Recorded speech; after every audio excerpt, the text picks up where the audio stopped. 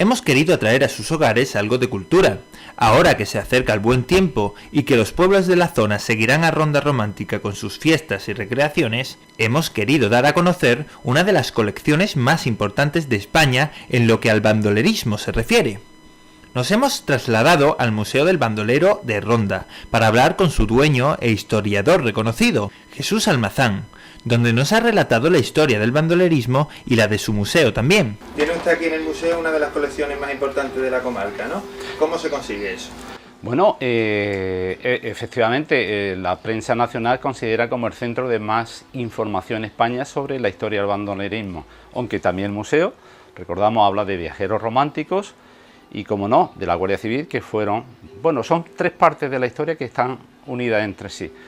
Bueno, el tema de material es tremendamente difícil porque es una temática que prácticamente ha estado en manos de coleccionistas, anticuarios, y por lo tanto digamos que ha habido que hacer un buceo muy intenso y muy profundo para conseguir cerca de 500 libros, algunos de ellos desde el 1823, y ahora actualmente estamos incorporando todo aquello que sale. También tenemos a la venta una librería especializada sobre la temática, al igual que documentos, cómics, óleos, grabados de la época, del principio del siglo XIX, grabados que nos dejaron los viajeros románticos, de la forma, costumbre, forma de vivir en esa época. Bueno, decir que los viajeros románticos vinieron a Andalucía y a España atraídos por el paisaje, la forma de vida en concreto de los andaluces, y también atraídos por la aventura de los bandoleros. Es decir, el museo cuenta con más de 1.400 piezas, llamemos piezas, documentos, libros, armas, vestuario y todo esto. Bueno, y yo creo que ya es un material considerable especializado en la temática. ¿Qué crees que tuvo el mundo del bandolerismo para coger esa fama que cogió en aquellos años? A ver, el mundo del bandolerismo, el bandolero era un personaje que estaba fuera de la ley, es decir, por algún hecho puntual tenía que huir a la sierra, refugiarse y huir de la justicia. Hay que distinguir dos periodos muy marcados, como es el periodo romántico, final siglo XVIII, principio del XIX, y luego principios del siglo XX, donde ya aparece el bandolero sanguinario y delincuente que se oculta en la sierra, ¿no? Pero el periodo romántico es el que recuerda prácticamente la gente más mayor y, bueno, y recuerdan todos los libros, películas y obras de teatro. Eran personajes que de alguna forma eran defensores de los más marginados, de aquellos más pobres. Es cierto de que algunos de ellos pues se robaban a los ricos para repartirla a los pobres. Digamos que era un prototipo de Robin Hood, pero bueno, aquí no hubo, en Andalucía no hubo un Robin Hood, hubo varios, ¿no? Yo creo que eran defensores de los más pobres. Por lo tanto, la población, pues de alguna forma defendía a esos bandoleros de las autoridades, ¿no? E incluso los llegaban a ocultarlos. Es una figura de bandolero y una figura de guardia civil que fue famosa en toda la serie. Bueno, de bandoleros tenemos ahí los más conocidos, indudablemente el Tempranillo y Diego Corriente. De la Guardia Civil, como no, el Duque de Ahumada, que además tiene descendientes de Ronda, desciende de Ronda porque aquí hay una finca que se llama Las Amarillas, y de ahí viene el origen del cinturón amarillo inicial de la fundación de la Guardia Civil en el año 1844, el Duque de Ahumada. Tienes aquí, bueno, unos trajes que salieron en una serie televisiva española. Cuéntanos cómo llegas a hacerte con ellos. Bueno, pues de alguna forma el museo ya es muy conocido, no solo en España, sino yo diría que prácticamente en todo el mundo, y no exagero, porque la prueba de ello es que tenemos reportajes de televisión árabe, como japonesas, como alemanas, es decir, prácticamente todo el mundo. El último reportaje que hizo fue de Arabia Saudí, curiosamente, hablando de bandoleros. Bien, pues el museo es muy conocido. ¿Qué quiere decir esto? Pues que de alguna forma el director de la serie de bandolera un año antes vino aquí al museo para ver todo lo grabado que hay en el interior del museo y inspirarse de alguna forma cómo hacer los trajes, cómo montar el vestuario de la serie. Si vemos la serie bandolera, el argumento en sí es una viajera inglesa que llega a España, llega a Andalucía y curiosamente conoce a los bandoleros y se mete a bandolera.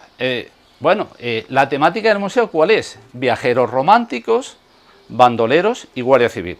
Básicamente la serie, bandoleros, o sea, viajeros románticos, bandoleros y guardia civil.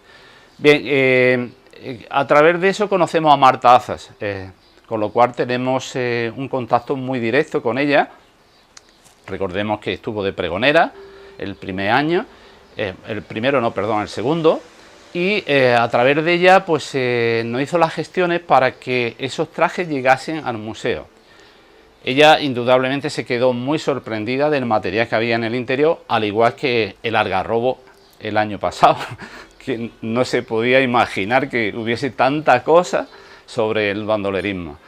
Y bueno, hizo las gestiones Antena 3, dado el reconocimiento que tiene el museo, ya dicho, en España y en el exterior, no dudó ni un solo momento de donar los trajes de la serie bandolera de los actores principales, como es el Marqués, el Chato y Sara Ribes, que son los actores principales. ¿De dónde te viene a ti la pasión por el bandolerismo?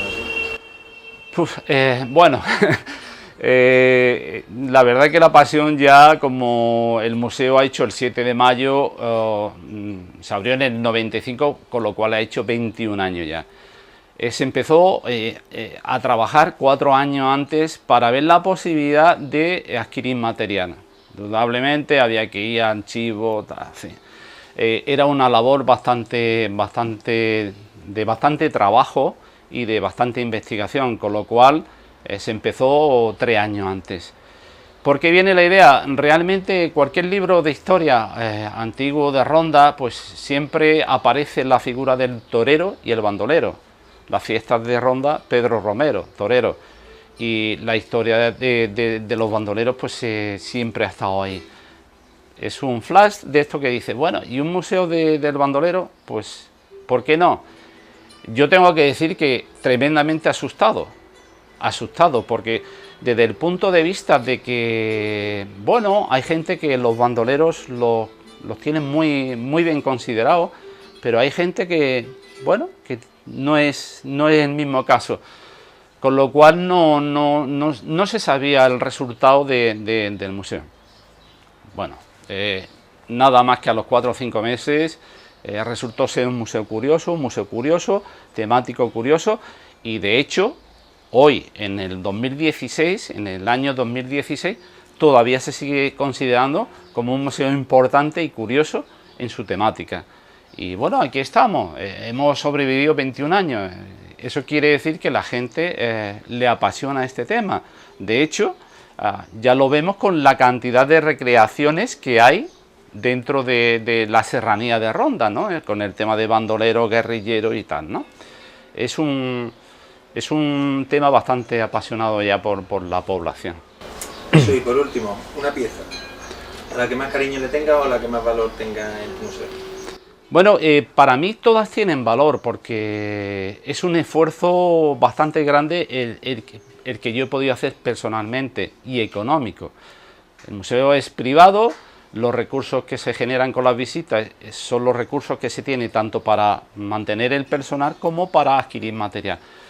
Por lo tanto, todo el material es muy interesante. Si me tengo que decantar por uno en concreto, me voy a los grabados y a los dibujos. ¿Por qué? Porque transmiten una imagen muy real de la época, ¿no? De cómo se vestía, cómo se vivía, y un colorido, yo creo que es muy atractivo, y además es lo que, digamos, impacta en la retina del visitante. Aquí no hay grandes cuadros, no hay grandes óleos ni nada de eso, pero el visitante cuando entra y empieza a ver esa cantidad de imágenes no vistas, pues se lleva una impresión muy buena, ¿no? Con lo cual yo me quedaría con los dibujos, pero bueno.